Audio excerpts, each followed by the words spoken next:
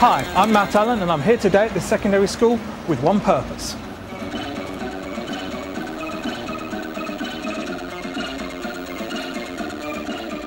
I want to convince the kids of today that the machine I grew up with, the Commodore 64, is as great as it ever was, 30 years on.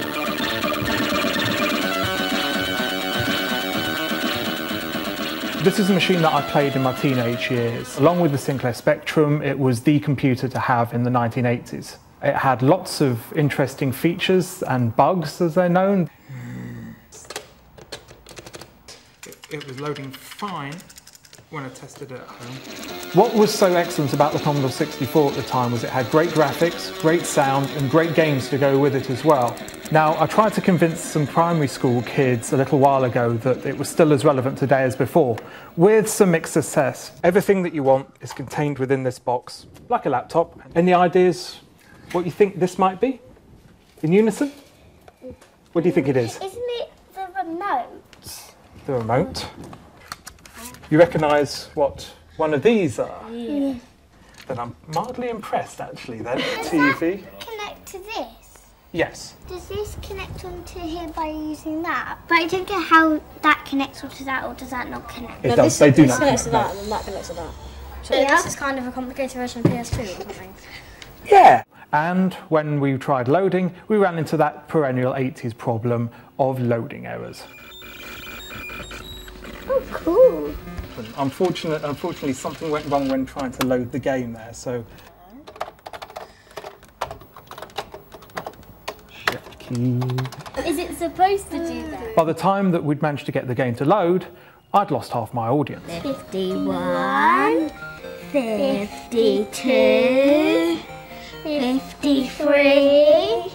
While you're waiting, could you listen to music and Dance along to it. dance along to it as well? Yes. So let's hope today's experiment with secondary school kids goes a little more smoothly.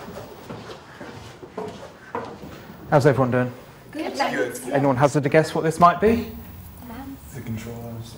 Joystick. It is the joystick, yes. Anyone care to guess what that might be?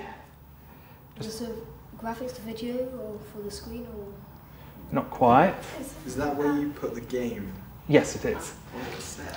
Yes, it is actually on a cassette. So this would be an example of a game that would be released on the system. This is called Buggy Boy. You could actually load off the tape, and it would take an inordinate amount of time, unfortunately, if we switch the machine on. About the only time you switch on a machine and want to see a blue screen. Anyone hazard a guess as to how you tell it to load the game? You sort of type it in and... Correct. What do you think you might actually type in? Load. Correct. It was as simple as that. And away it would go. Loading games in the 80s taught you patience. So this is before the loading screen. Yes. It's loading the loading screen. Correct, yes. A few games even gave you a little game to play while you were waiting, so that alleviated the boredom. And it's loaded. Yay! Praise the Lord.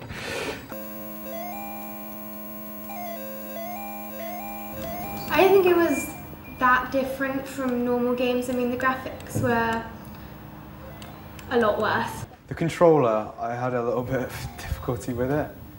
I was just inexperienced, I guess.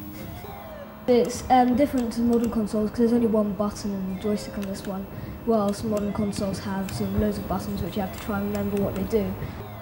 It's not really amazing on our point of view. Well, it's good, but for them it must have been pretty incredible.